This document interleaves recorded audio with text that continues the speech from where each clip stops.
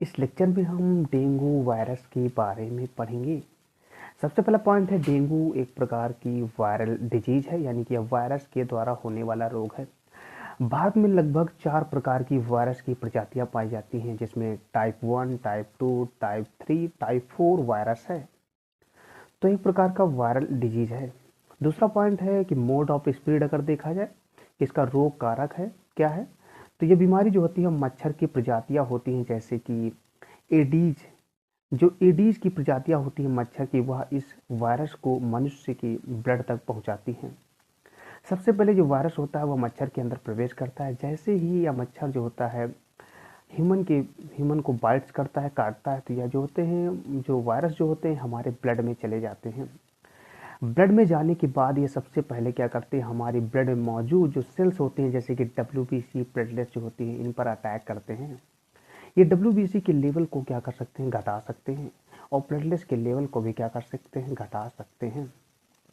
जैसे ही यह बॉडी में प्रवेश करता है, इन सेल को घटाएगा, तो इसके लक्षण हमें जो देखने को मिलेंगे, हड्डियों में तेज क्या होगा, दर्द होगा, मसल्स में क्या होगा, पेन होगा, इसीलिए इसे हड्डी तोड़ बुखार भी कहा जाता है। इसके अलावा नोजिया, वोमिटिंग, उल्टी आना, जी मतलाना, हाथ पैर में, पूरी बॉडी में दर्द होगा, फीवर का लेवल जो होगा बढ़ेगा, घटेगा। ये लक्षण लगभग सभी बीमारियों में होते हैं, लेकिन डेंगू के कुछ स्पेशल सिम्टम्स हमें देखने को मिलते हैं, जैसे कि डब्ल्यूबीसी के लेवल का कम हो जाना, प्लेटलेट्स के लेवल का कम हो जाना, बॉडी में रेसेस का पड़ना छोटे छोटे।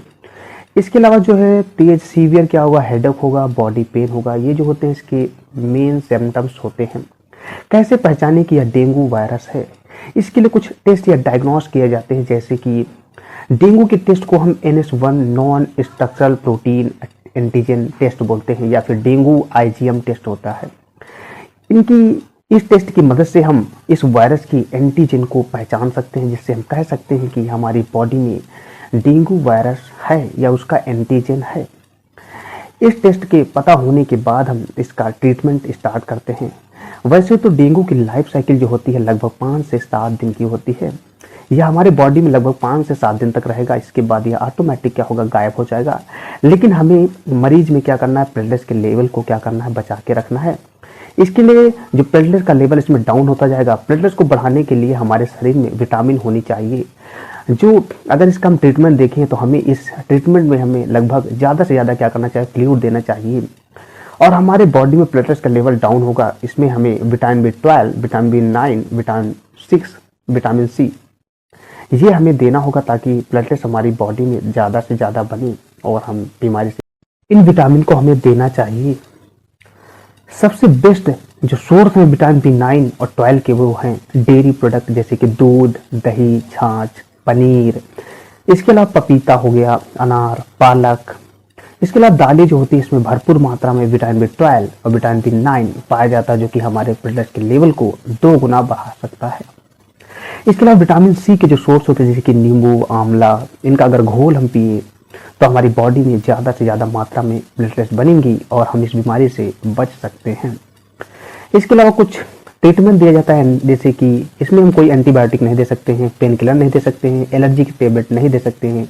ये टेबलेट जो होती है हमारी बॉडी में प्लेटलेट्स के लेवल को क्या कर सकती हैं, घटा सकती हैं।